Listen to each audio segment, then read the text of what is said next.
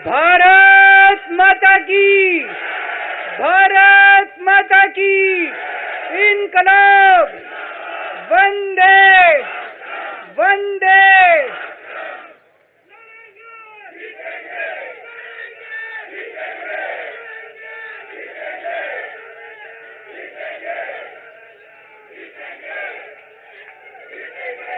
मंच पे बैठे हुए मेरे सभी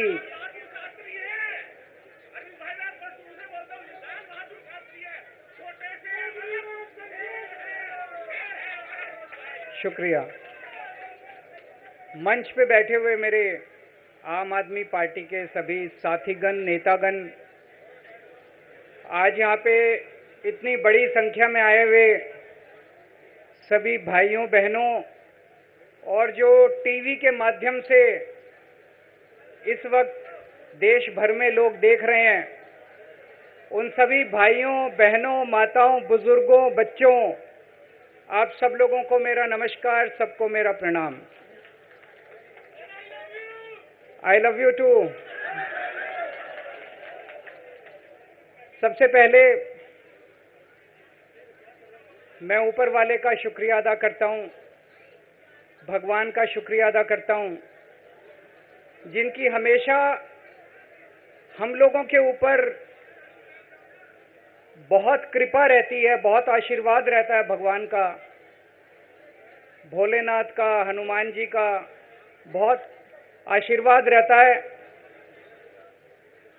इसी वजह से इतनी बड़ी बड़ी मुसीबतों से निकल के हम लोग आते हैं। इतने बड़े बड़े सामने हमारे दुश्मन हैं जिनसे लड़के हम लोग सफल होते हैं। एक छोटी सी पार्टी जिसने इस देश की राजनीति बदल के रख दी। मैं इसीलिए सबसे पहले ऊपर वाले का पूरे सम्मान के साथ शुक्रिया अदा करता हूं और आशीर्वाद चाहता हूं।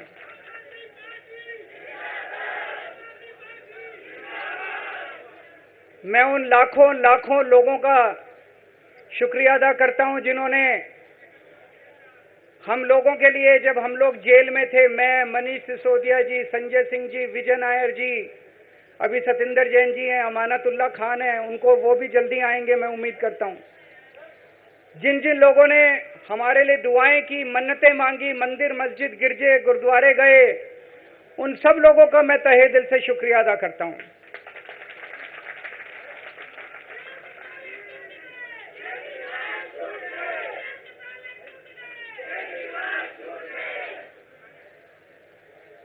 जेल में काफी वक्त मिला सोचने का, पढ़ने का, और कई किताबें पढ़ी, पॉलिटिकल किताबें पढ़ी, अपने स्वतंत्रता के आंदोलन की किताबें पढ़ी, गीता कई बार पढ़ी, रामायण पढ़ी, महाभारत पढ़ी। आज मैं अपने साथ एक किताब लेके आया हूं, ये भी मैंने कई बार पढ़ी, भगत सिंह की जेल डायरी। आप लोगों ने पढ़ी है? पढ़ना इसको जरूर, खरीद लेना, खरीद के इसको पढ़ना, भगत सिंह की जेल डायरी।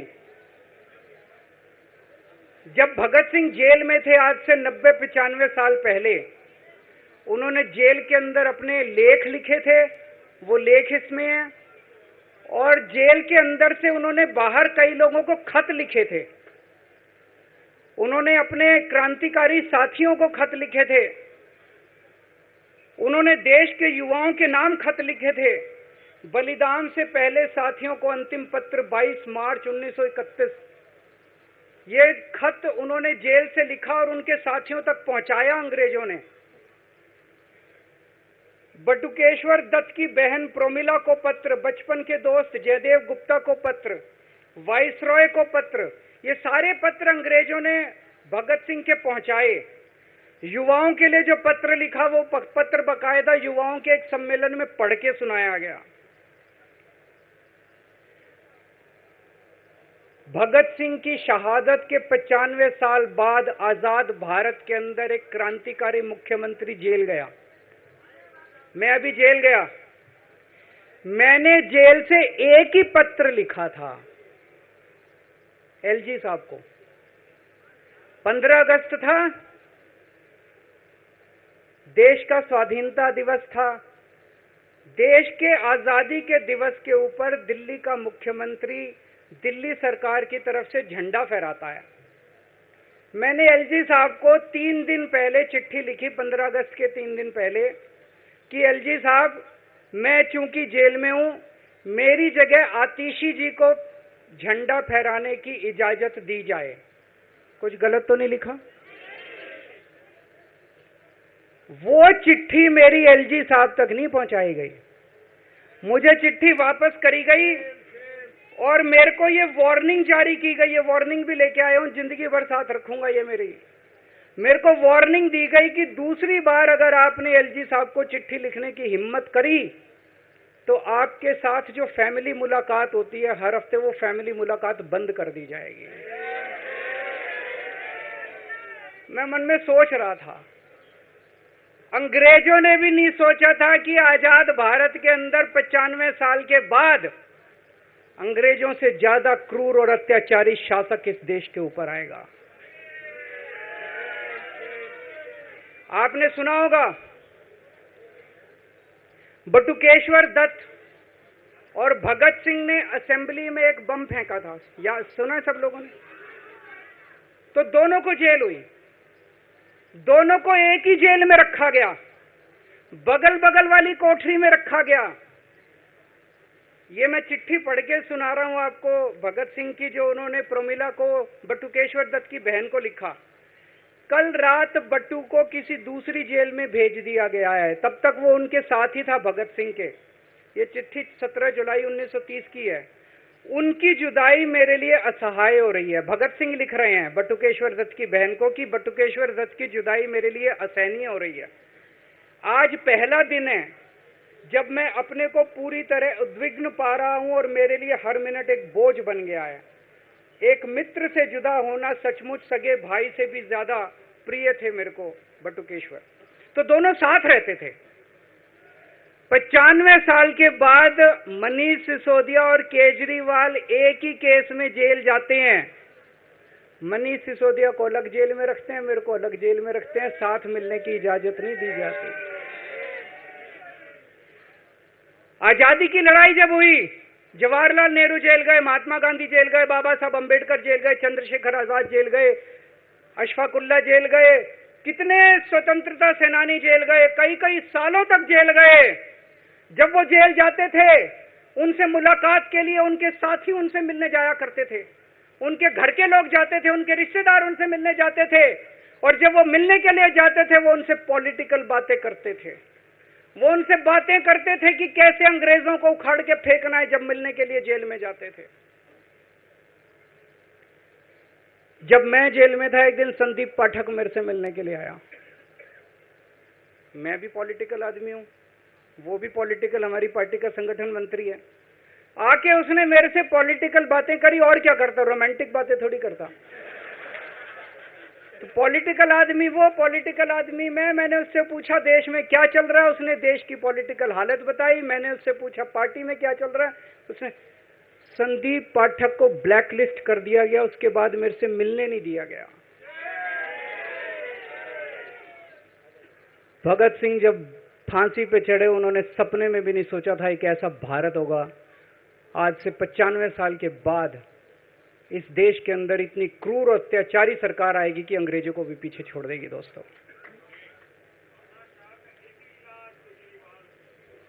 मुझे जेल क्यों भेजा इन लोगों ने? ऐसा नहीं कि केजरीवाल ने कोई भ्रष्टाचार किया, वो इनको भी पता है, मेरे को भी पता है, आपको भी पता है। इन्होंने जेल क्यों भेजा मेरे को? इनका मकसद था आम आदमी पार्टी को तोड़ना। इनका मकसद था केजरीवाल के हौसले को तोड़ना, केजरीवाल की हिम्मत को तोड़ना। इन्होंने फॉर्मूला बना रखा है। आप देख रहे हो किस तरह से एमएलए तोड़ दो, एमएलए खरीद लो, ईडी भेज के डरा दो, सीबीआई भेज के डरा दो, फर्जी केस कर दो, जेल में डाल दो, पार्टी तोड़ दो। महाराष्ट्र में कैसे उन्होंने 2-2 राष्ट्रीय पार्टियां तोड़ दी। पार्टी तोड़ दो, सरकारें गिरा दो और अपनी सरकार बना लो। इनको यह लग रहा था केजरीवाल को जेल भेज देंगे तो दिल्ली में इनकी पार्टी टूट जाएगी, दिल्ली में बीजेपी की सरकार बना लेंगे। इनको लग रहा था पंजाब की सरकार तोड़ के पंजाब में हम अपनी सरकार बना लेंगे, इनके एमएलए तोड़ लेंगे। लेकिन हमारी पार्टी नहीं टूटी, हमारे एमएलए नहीं टूटे, हमारे एमएलए तो छोड़ो, कार्यकर्ता भी नहीं टूटे। इनकी बड़ी बड़ी साजिशों के खिलाफ, बड़े बड़े षड्यंत्रों के खिलाफ केवल आम आदमी पार्टी में ताकत है जो आज इनका सामना कर रही है। इनको लगा केजरीवाल के हौसले तोड़ देंगे। आज मैं आपके सामने खड़ा हूं और मैं पूरे विश्वास के साथ कह रहा हूं कि जेल के इन 150-200 दिन जो मैं जेल में रहा, इन दिनों ने मेरे हौसले को और 100 गुना बढ़ा दिया है, कम करने की बजाय। ये लोग पूछते हैं कि केजरीवाल जब जेल में था इसने इस्तीफा क्यों दिया, क्यों नहीं दिया? जेल में से सीएम के पद से इस्तीफा क्यों नहीं दिया? मैंने इस्तीफा इसलिए नहीं दिया क्योंकि मैं देश के जनतंत्र को बचाना चाहता था। इन्हें जो इतने फॉर्मूले बना रखे हैं, एमएलए तोड़ दो, पार्टियां तोड़ दो, एमएलए खरीद लो, डरा दो, अब एक फॉर्मूला और इन्होंने नया बनाया है। जहां जहां ये चुनाव हारे, वहां वहां के मुख्यमंत्री पे फर्जी केस करके उसको गिरफ्तार कर लो और उसकी सरकार गिरा दो। अगर मैं इस्तीफा दे देता, अगर मैं हेमंत सोरेन साहब ने इस्तीफा दिया, मैं भी इस्तीफा दे देता, इन्होंने सीतारमैया पे भी अभी केस किया है, इस सीतारमैया साहब के ऊपर इन्होंने पिनाराई विजयन के ऊपर भी केस कर रखे हैं, ममता दीदी के ऊपर केस कर रखे हैं। ये एक ऑपोजिशन के मुख्यमंत्री को नहीं छोड़ते, एक एक को पकड़ के फर्जी केस कर करके उनको जेल में डाल देते और एक एक की सरकार गिरा देते। मैं जेल में गया, अभी 10 दिन पहले सुप्रीम कोर्ट की एक बेंच ने पूछा सरकार से कि जेल के अंदर से सरकार क्यों नहीं चल सकती। बड़ा आप लोगों ने अखबार में, सुप्रीम कोर्ट ने पूछा है केंद्र सरकार से कि जेल के अंदर से सरकार क्यों नहीं चल सकती, तो जेल के अंदर से सरकार साबित कर दिया हमने। अब मैं देश के सारे नॉन बीजेपी मुख्यमंत्रियों से हाथ जोड़ के विनती करना चाहता हूं, अब अगर प्रधानमंत्री जी हिम्मत करें आप पे फर्जी केस करके आपको जेल में डालें, इस्तीफा मत देना, किसी हालत में इस्तीफा मत देना, जेल से सरकार चलाना हम सबको मिलकर। ऐसा नहीं कि हम पद के लालची हैं, ऐसा नहीं कि मुख्यमंत्री पद हमारे लिए महत्वपूर्ण है, इसलिए क्योंकि हमारे लिए हमारा संविधान जरूरी है, हमारा देश जरूरी है, जनतंत्र जरूरी है, जनतंत्र को बचाना जरूरी है। इतने भारी बहुमत से जीती हुई सरकार, एक बार 70 में से 67 सीट आई, एक बार 70 में से 62 सीट आई, और आप पकड़ के जेल में डाल दोगे और कहोगे इस्तीफा दे। मैं सारे मुख्यमंत्रियों से आज हाथ जोड़ के विनती करना चाहता हूं, इनका ये नया फॉर्मूला भी आम आदमी पार्टी ने फेल कर दिया है, जो इन्होंने नया फॉर्मूला बनाया।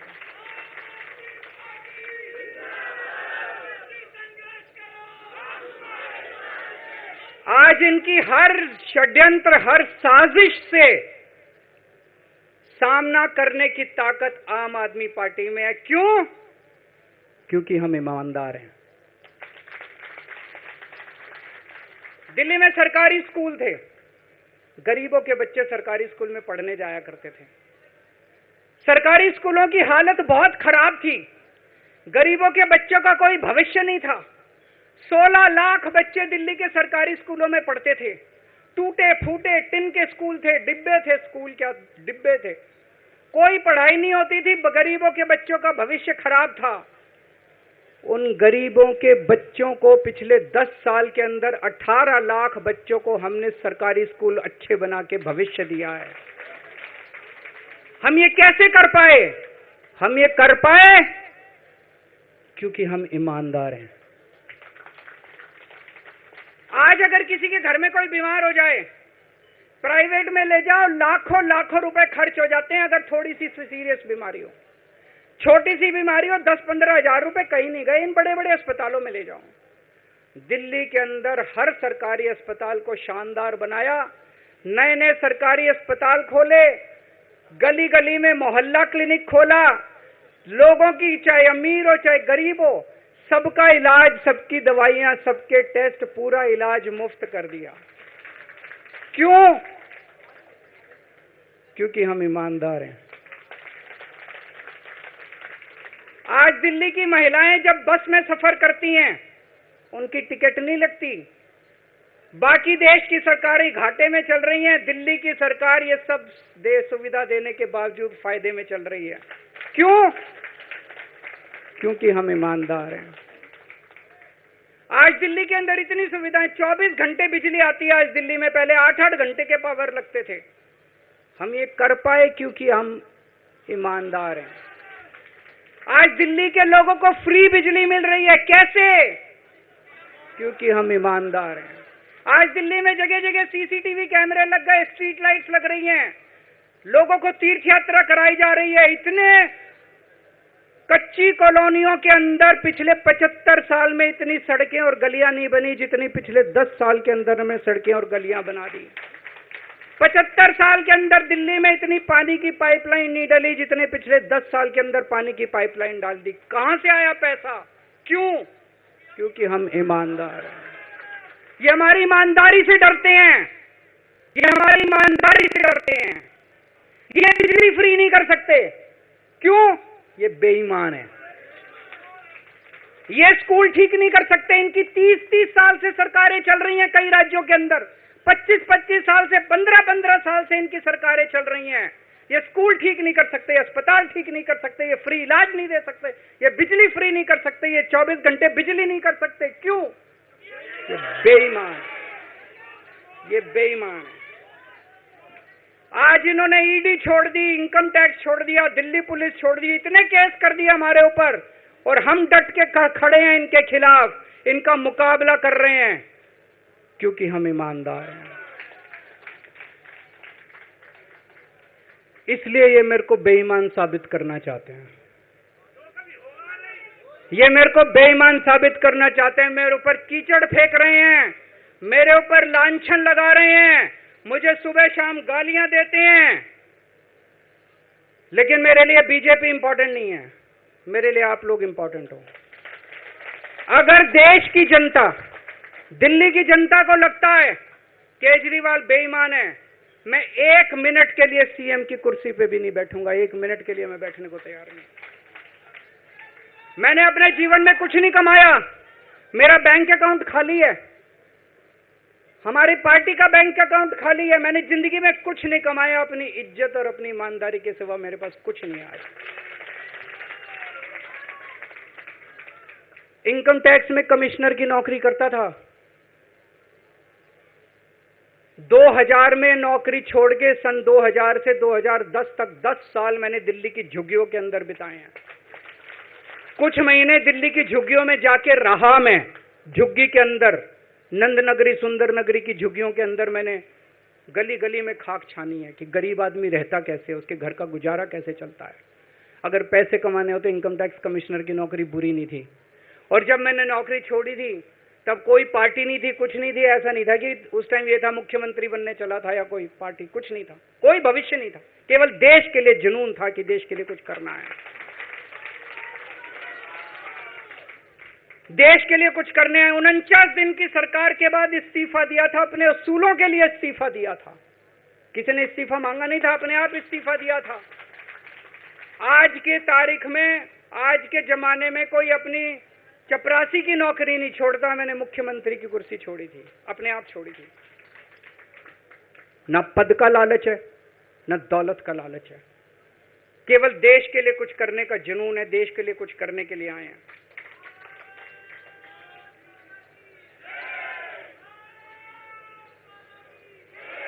इन्होंने मेरे ऊपर आरोप लगाए, मनीष जी के ऊपर आरोप लगाए हैं। इस देश का जो सबसे कठोर कानून है, ईडी का कानून, पीएमएलए, जिसमें बेल भी नहीं मिलती, बेल मिलनी भी मुश्किल है, उसके अंदर हमारे ऊपर तरह तरह के इन लोगों ने आरोप लगाए हैं। कोर्ट से हमको बेल मिल गई, उसके बावजूद आज की तारीख में, आज जो स्थिति है, इससे फालतू कोर्ट और कुछ नहीं कर सकता था जितना कोर्ट ने कर दिया हमारे पक्ष में। हम कोर्ट के बहुत शुक्रगुजार हैं। कोर्ट ने हमें बेल दे दी, अभी बेल तक ही दे सकता था। अब ये केस चलेगा। मैंने वकीलों से पूछा, मैंने कहा मेरा दिल कहता है कि जब तक ये मैं कोर्ट से बरी होके ना आ जाऊं तब तक मैं सीएम की कुर्सी पे नहीं बैठूंगा। उन्होंने कहा जी ये 10 साल चलेगा केस, कोई कह रहा है 15 साल चलेगा केस, कोई कह रहा है 20 साल चलेगा केस। तो केस यह भी लंबा चलेगा। आज कोर्ट जितना कर सकता था, कोर्ट ने हमारे पक्ष में निर्णय लिया है, हमें बेल दे दी। उन्होंने ऐसे कानून में जिसमें बेल मिलनी नामुमकिन होती है, उन्होंने बेल दे दी। आज मैं आपकी अदालत में आया हूं, जनता की अदालत में आया हूं, आपसे पूछने के लिए आया हूं, क्या आप केजरीवाल को ईमानदार मानते हो कि गुनहगार मानते हो?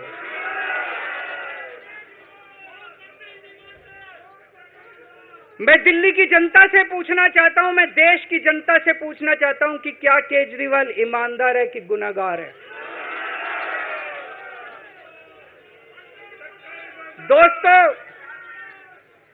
2 दिन के बाद, आज से 2 दिन के बाद मैं सीएम की कुर्सी से इस्तीफा देने जा रहा हूं।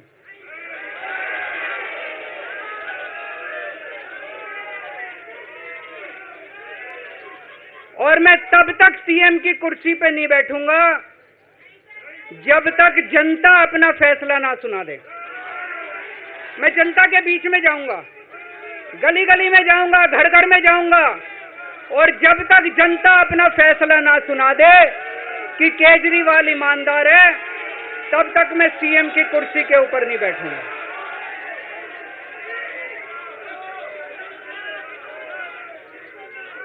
आज से कुछ महीने बाद चुनाव है, दिल्ली के चुनाव हैं। मैं जनता को निवेदन करना चाहता हूं, अपील करना चाहता हूं, अगर आपको लगता है केजरीवाल ईमानदार है, मेरे पक्ष में वोट दे देना। अगर आपको लगता है केजरीवाल गुनहगार है, मेरे को वोट मत देना। आप अगर मेरे को, आपका एक एक वोट मेरी ईमानदारी का सर्टिफिकेट होगा। अगर आप मेरे को वोट देके जिताओगे और अगर आप कहोगे कि केजरीवाल ईमानदार है, तो चुनाव के बाद, उसके बाद जाके मैं सीएम की कुर्सी पे बैठूंगा। तब तक मैं सीएम की कुर्सी पे नहीं बैठूंगा।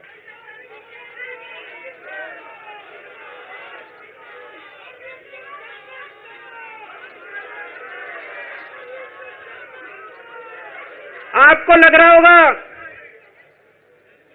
अभी अभी जेल से रिहा होके आया है, ये कैसा क्यों बोल रहा है? अभी अभी जेल से रिहाई होके आया है, अब ये इस्तीफा क्यों दे रहा है? इन्होंने मेरे ऊपर आरोप लगाया है, इन्होंने आरोप लगाया है कि केजरीवाल चोर है, इन्होंने आरोप लगाया है केजरीवाल भ्रष्टाचारी है, इन्होंने आरोप लगाया है केजरीवाल ने भारत माता के साथ धोखा किया है।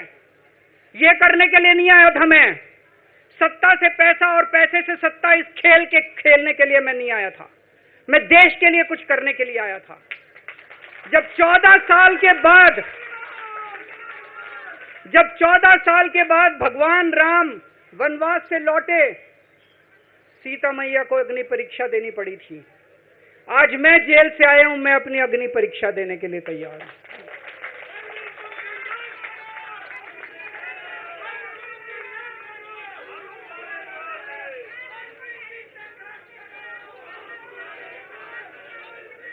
ये कुछ लोग बोल रहे हैं सुप्रीम कोर्ट ने कुछ कंडीशंस लगाई हैं, काम नहीं कर पाएंगे। पिछले 10 साल में इन लोगों ने कंडीशन लगाने में कोई कसर छोड़ी थी? एलजी साहब ने कंडीशन लगाने में कोई कसर छोड़ी थी? केंद्र सरकार ने 1 कानून, 2 कानून, 3 कानून, कानून पे कानून डाल के मेरी पावर छीन ली, पर आपके काम बंद नहीं होने दिए मैंने। ये कंडीशन हमारे लिए कोई वो नहीं रखती, कोई हमारे लिए अड़चन पैदा नहीं करती ये कंडीशन। इन कंडीशन को भी देख लेंगे, लेकिन मेरे लिए जो मायने रखता है वो है, मैंने अपनी जिंदगी में ईमानदारी कमाई है। अगर आपको लगता है केजरीवाल ईमानदार है, जम के वोट दे देना मेरे पक्ष में। चुनाव के बाद सीएम की कुर्सी पे जाके बैठूंगा।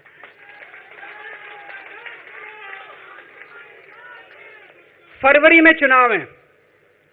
आज इस मंच से मैं मांग करता हूं कि ये चुनाव नवंबर में कराए जाएं, महाराष्ट्र के साथ कराए जाएं, तुरंत कराए जाएं चुनाव।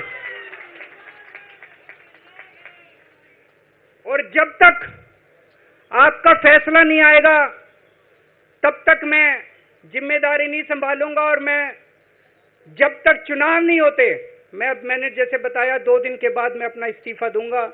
जब तक चुनाव नहीं होते, तब तक मेरी जगह आम आदमी पार्टी से कोई और मुख्यमंत्री बनेगा। अगले 2-3 दिन के अंदर विधायक दल की मीटिंग होगी और विधायक दल की मीटिंग में अगले मुख्यमंत्री के नाम का तय किया जाएगा। मैं मनीष जी से बात कर रहा था, जो पीड़ा मेरे मन में है वो पीड़ा मनीष जी के मन में भी है। इनके लिए भी वही सब कहा गया जो मेरे लिए कहा गया है। मनीष जी का भी कहना है कि ये दिल्ली के उप मुख्यमंत्री और शिक्षा मंत्री और मंत्री का पद तभी संभालेंगे जब दिल्ली की जनता कहेगी कि मनीष सिसोदिया ईमानदार है। तो मैं और मनीष सिसोदिया हम दोनों का फैसला आपके हाथ में है, जनता के हाथ में है। हम दोनों जनता की अदालत में जा रहे हैं, गली गली जाएंगे, जनता के बीच में जाएंगे और उनसे पूछेंगे, अगर जनता कहेगी ईमानदार है तो हम आके इसकी कुर्सी पे बैठेंगे। 2020 में आया था मैं, 2020 में मैंने कहा था, मैंने अगर काम किया हो तो मेरे को वोट देना और काम नहीं किया हो तो वोट मत देना, कहा था कि नहीं कहा था? आज मैं आपके बीच में आया हूं, मैं कह रहा हूं अगर मैं ईमानदार हूं तो वोट देना, अगर मैं बेईमान हूं तो वोट मत देना, बिल्कुल मत देना। भारत माता की, भारत माता की।